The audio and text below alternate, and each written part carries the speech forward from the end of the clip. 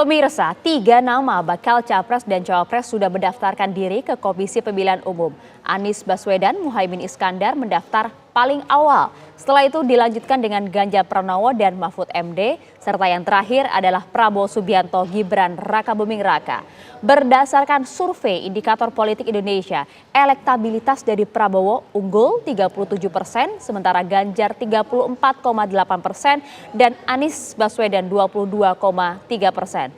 Lantas, apakah elektabilitas pasangan Capres-Cawapres ini bisa terus bertahan hingga Pilpres mendatang?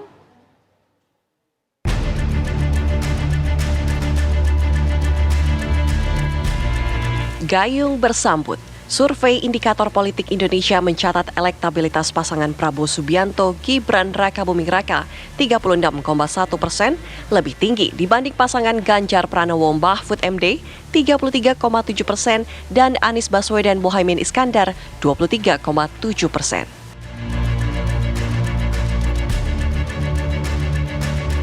Menurut Direktur Eksekutif Indikator Politik Indonesia Burhanuddin Muhtadi, pasangan Amin paling diuntungkan atas situasi saat ini. Bisa terjadi limpahan suara pendukung lama Prabowo. Nama Gibran bisa menjadi penarik masa Ganjar, terutama di Jawa Tengah.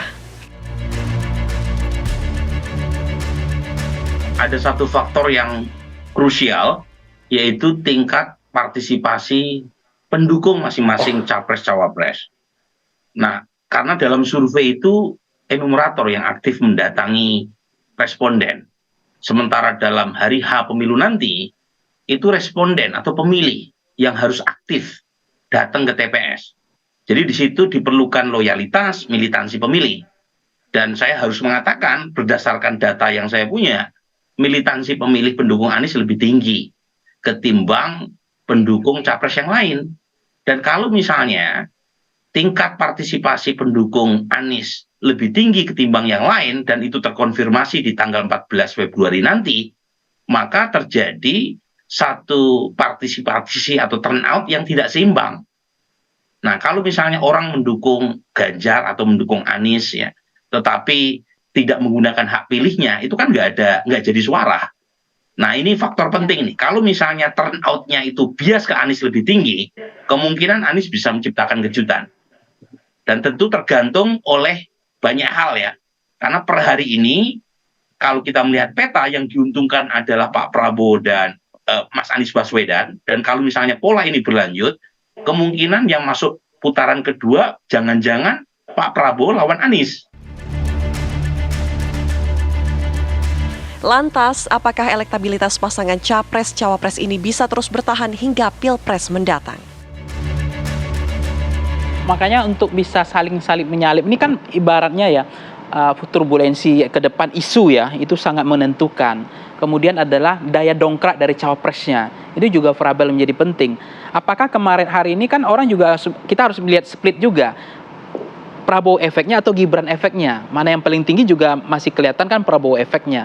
Nah, bagaimana kemudian cawapres secara, misalnya Gibran secara sendiri kan masih rendah, di cawapres pun nggak kelihatan kemarin kan, termasuk top of mind maupun tertutup. Ya. Nah, tetapi kelihatan ini apakah mungkin gitu ya menyalip dengan margin yang begitu besar, apalagi rentang waktu ini masih pendek sekali. Jadi sebetulnya bukan tidak mungkin atau mungkin itu Bang Bayu, karena memang elektabilitas ini menurut saya masih buah pasir juga, masih bisa datang dan pergi. Jadi artinya kalau kita mengatakan bahwa akan ada yang peta jalan ini akan mudah atau sulit, itu tergantung nanti sejauh mana mereka meyakinkan pemilih, persepsi publik ini bahwa kemampuan mereka untuk Anies untuk melakukan penetrasi dan termasuk Ganjar maupun Pak Prabowo. Jadi satu putaran itu kata orang kan mengatakan tidak mungkin. Mungkin nggak?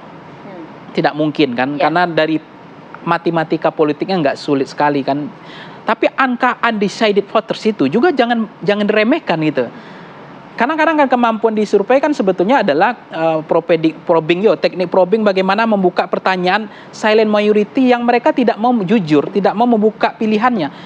Nah, hasil survei saya di beberapa pemilihan bupati, wali kota, gubernur, itu kadang-kadang hasil survei dengan hasil pemilihan berbeda. Ternyata faktor variabel undecided, orang yang menyembunyikan pilihan itu adalah orang-orang yang terdidik, orang-orang yang sengaja, itu berbahaya juga. Yang justru berpengaruh terhadap itu hasil, justru mengubah hasil. Tim TV One mengabarkan.